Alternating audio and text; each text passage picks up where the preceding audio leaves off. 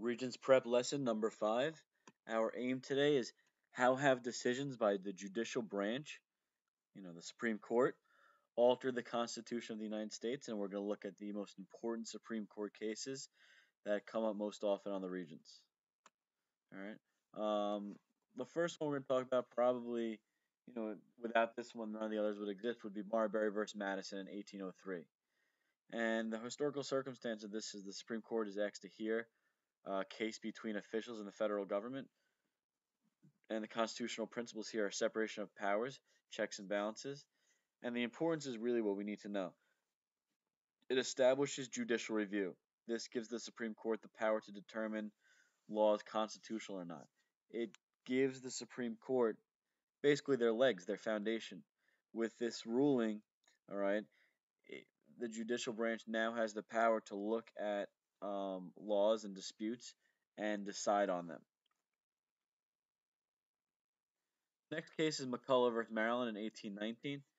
All right, the historical circumstances: the State Bank of Maryland is refusing to adhere to federal bank taxes, and the constitutional principles here are federalism for federal supremacy and the necessary and proper clause.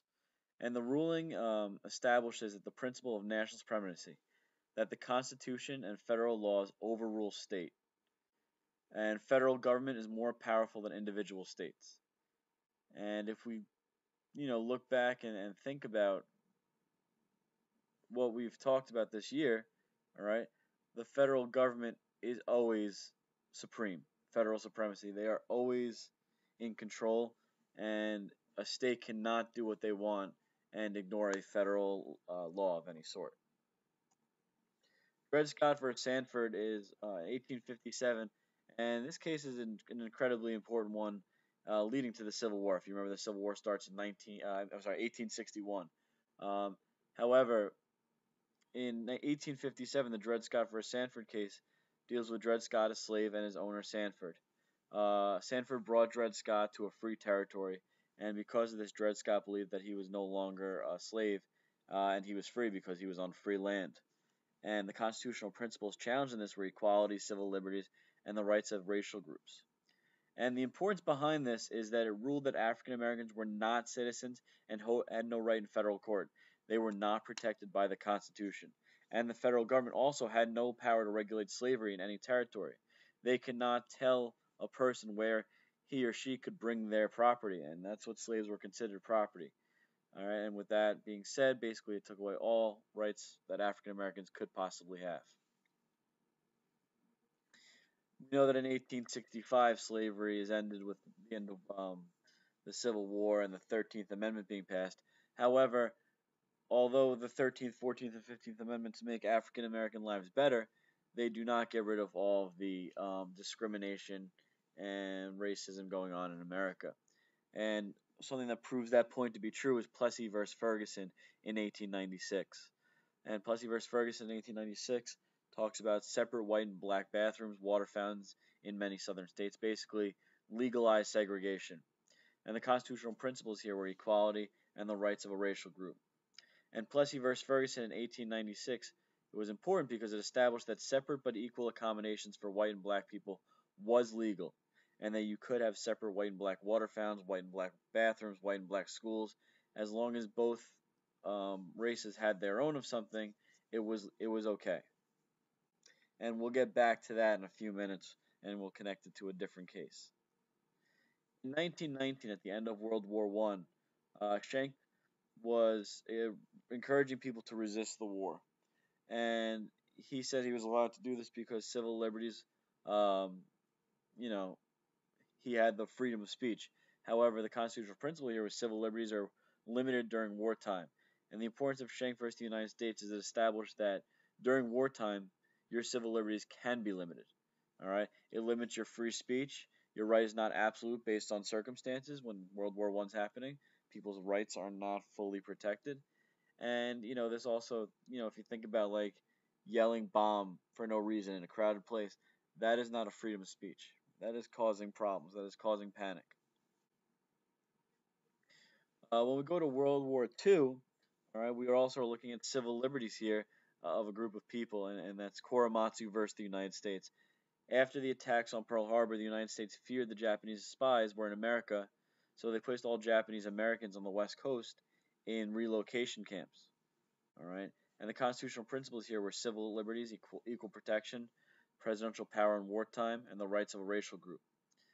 And the importance of this was it upheld the power of the president in wartime to limit the group's civil liberties. All right, FDR is the president, and he okays this idea to relocate the Japanese, and the the Supreme Court says this is okay, that this is fine, because during wartime, it is okay to limit the rights of certain groups for the safety of everybody.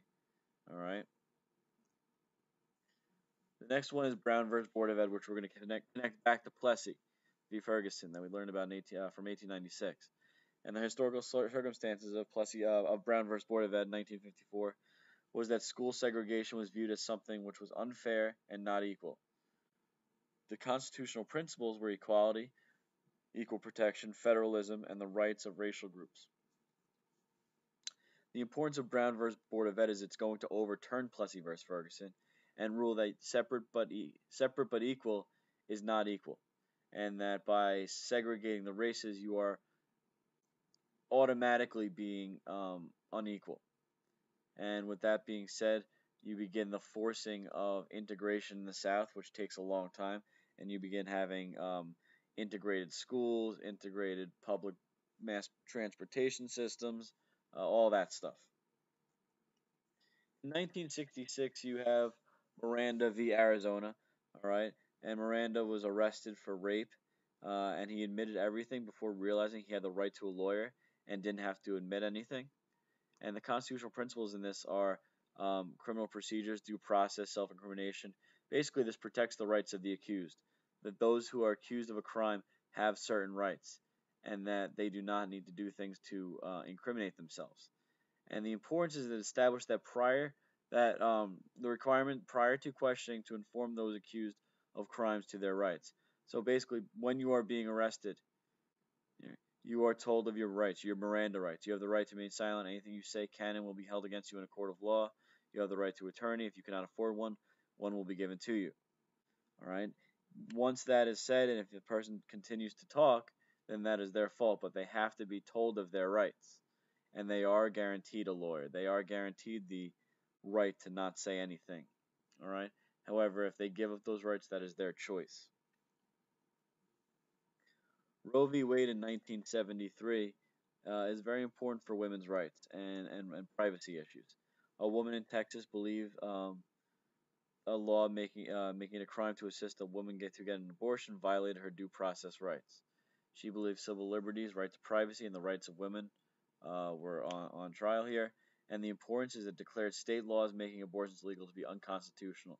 All right, Roe v. Wade made first trimester abortions legal in the entire country, and this was not something the state had power over.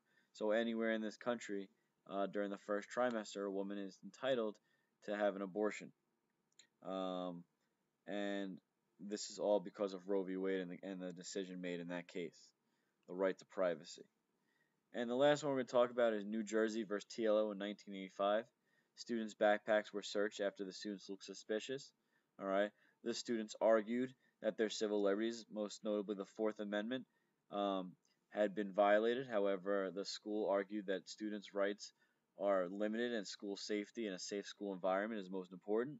And the importance is that it gives school officials uh, the right to do searches based on reasonable grounds rather than normal probable cause. And that is a big deal because in society, on the outside of school, you need an officer needs probable cause to do a search. However, in school, the burden is much less, and it's reasonable grounds. So really, if a student looks suspicious for whatever reason, all right, it is the right of the administration to do something about it. Check for understanding. Oh, I'm sorry, the talking points for today. And I want you to keep these in mind. Why was Marbury versus Madison? And Chief Justice John Marshall, who served under Marbury versus Madison. He was the Chief Justice when Marbury versus Madison was decided. Why was Marbury versus Madison so important to the development of the judicial branch? Explain. The second one, which Supreme Court decision do you believe was most important in developing the United States? Explain. And the last ones, I want you guys to create a few student created talking points, so please try to have some good ones for tomorrow. Our first check for understanding. The decision of the United States Supreme Court in Marbury v. Madison, 1803, established the power of the A. House of Representatives to impeach the President, B. Congress to override a presidential veto, C. President to veto congressional legislation, or D. Supreme Court to determine the constitutionality of laws. Second check for understanding. In 1954, the Supreme Court decision in Brown v. Board of Education of Topeka advanced the civil rights movement by A. guaranteeing equal voting rights to African Americans, B. banning racial segregation in hotels and restaurants, C. declaring that racial segregation in public schools violated the 14th Amendment, or D.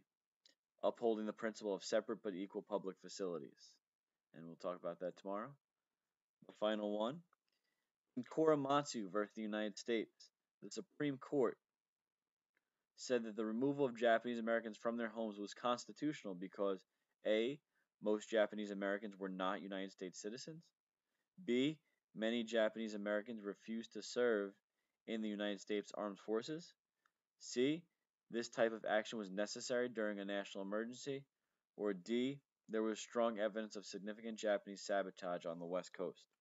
And we will talk about that tomorrow. Have a good night.